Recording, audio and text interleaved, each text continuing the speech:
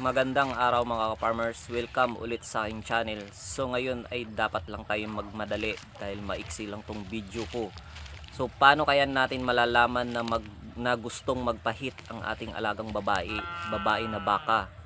So malalaman natin yan pag tuwing kabilugan ng buwan o full moon. So doon na kailangan ng baka na magpahit.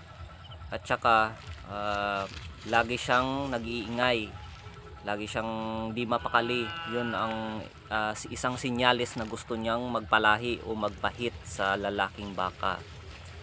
So ayan, yung baka kung akala kong buntis na, ayan, naglandi na naman. So mga ka-farmers, at isa ring sinyalis na paano natin malalaman na gusto niya magpahit, pag mayroon siyang katabing baka na babae, ay siya na ring mismo ang naglalandi. Yan, wala na kung ibang masabi kung anong pwede na isabi. So basta ganyan lang mga ka-farmers. At paano naman natin na panatilihin na hindi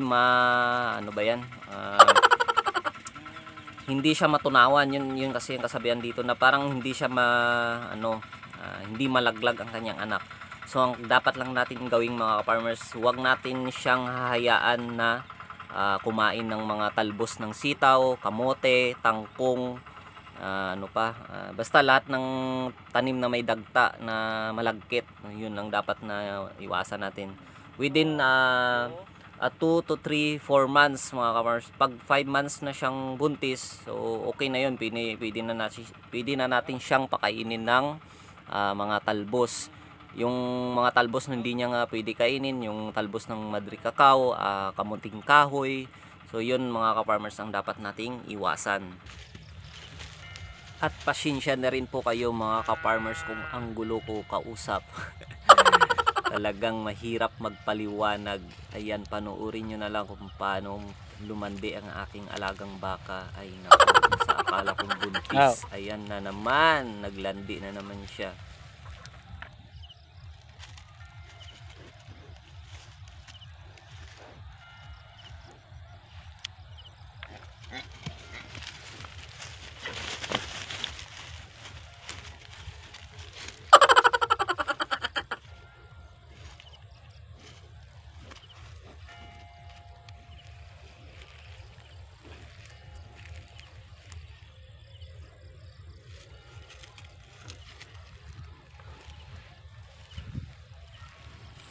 So ayun mga farmers, tumama talaga ang isang round.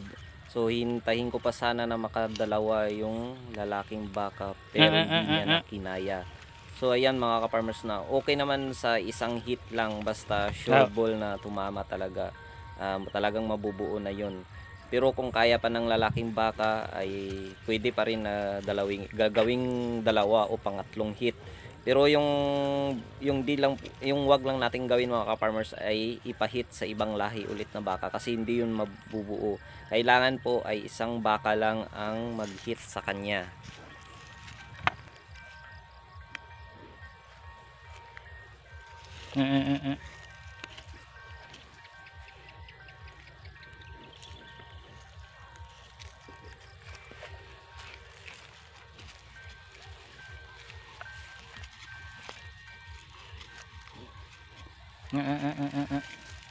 Harap.